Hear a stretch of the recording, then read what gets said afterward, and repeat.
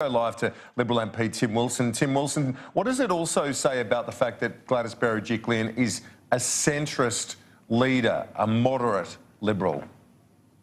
Well, I think what Gladys Berejiklian is a Liberal. She's a mainstream, forward-looking modern Liberal, and it's a forward-looking modern Liberal government which is focused squarely on the interests of the people of New South Wales, and that's where we always need to be to make sure that we're relevant to people's lives and we're successful. And I congratulate Gladys as the only other member of parliament in the nation who has Armenian heritage. I'm particularly happy for her, and it's great to be able to see someone doing a fantastic job on behalf of all Australians, as well as, of course, the people of New South Wales. Quite the connection. Yeah, you say she's the leader of a Liberal government. Do you think that's how voters see the federal Liberal government? Is it as centrist as Gladys Berejiklian's government? Well, I think people see the federal government as one that's focused on actually delivering for the Australian people. Now, and I'm not going to try and pretend there have been, issues here and there are sometimes people with different perspectives. That's what happens when you throw the whole of the nation in a parliament. It reflects the diversity of our country, and all of those people need to be able to have their voice. Our focus must be and must continue to be on making sure we're delivering for the people in a practical way that improves their lives, and that's what you're going to see in the budget, particularly around getting more people in their pockets, I hope, through tax cuts.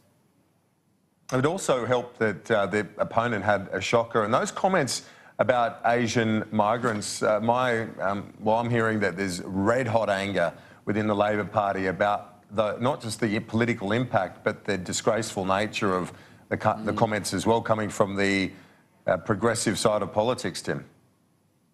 Yeah, well, this has always been one of the great hypocrisies of the left of politics. They've always had quite a hostile view to migration because their interest has always been about defending established interests. The unions in particular have a long history, frankly, of racism. They try and hide away from it these days, but they have. And frankly, this is one of the reasons. It's demonstrated perfectly why I believe in free speech so much, because bigots ultimately out themselves. And so what you have is a situation where Labor tried to run its historical narrative against migration, a way of appealing to working class voters in Sydney, and they got sprung. They got exposed, and they got exposed badly. What does this say about your coalition partner, the Nationals, and the result they've had here in New South Wales? I don't want to get into too much commentary about the Nationals, simply because I don't know the geographic areas that are impacted in New South Wales. But I think it sends a message to all of us that nobody's vote can be taken for granted. Mainstream parties are those that deliver stability and reliability in government, and that some of us are working and will continue to work, and I'm sure it's true of all my federal colleagues, to maximise our primary vote with our communities and constituencies, because every vote should not be taken for granted. And in that context, though, and obviously it's difficult to extrapolate from a state to a federal, lesson or,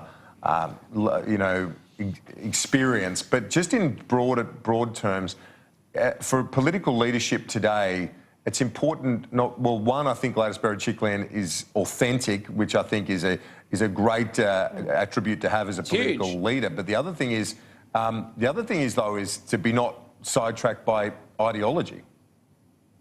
Well, I don't completely agree with that. I think you've got to be motivated in politics by ideas, and that's got to flow through into what you see as priorities and you deliver. But in the end, it's got to be how you shift discussions to where you want them to go to, while working practically and meeting people's daily needs. And that's where the Berejiklian government has done a very good job, and I think that's a core reason why they've ultimately been rewarded. Is this boosting morale, this result, among your federal colleagues, or are you a little bit more cautious than that, Tim Wilson, given your view from Melbourne? Well, I think different states play out in different ways all over the country, but it does give us a bit of a boost. Obviously, people have done their analysis and said seats like Banks and Reid are more likely to be won than lost if you go on the state results. And so, yeah, I think a few of us are feeling a bit of a spring in our step today, but ultimately the biggest spring in the step we'll get is from delivering for the Australian people, the government that they want. And obviously, with the budget basically only a week away, we can focus and we'll continue to deliver the sort of policies that give people stability and more money in their hip pocket. And that's where our focus has got to be. And in relation to One Nation, we saw Mark Latham elected to the upper house in New South Wales. Very disappointing. Still obviously a force, you know, that party.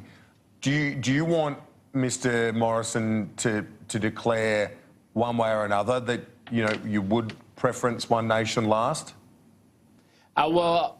As you always see political parties out there that appeal to people's disaffection or concern about issues, and One Nation fits within that. But they also have a long historical track record of fanning bigotry within the community and division within the community, and that's why I'll have, you know, to use the Prime Minister's expression, no truck with them. And I can just say what I want to see. I'll say what I believe in the Goldstein electorate, which is I believe that One Nation in the Goldstein electorate would be put dead last. I think we should be doing everything, and I think we should be doing everything to maximise our own primary vote. And I think against fringe parties that fan division like One Nation, we should show spine, not be supine. And that means standing up to them and discrediting them at every single opportunity. Put them last. Nationwide. As I said, I've made my view very clear. I've already made my view very clear about what should happen in the Goldstein electorate. These decisions will be made nationwide by, of course, the Prime Minister and the Secretariat. Okay. But my view on what should happen in Goldstein is resolutely, absolutely clear. Tim Wilson, thanks. We'll talk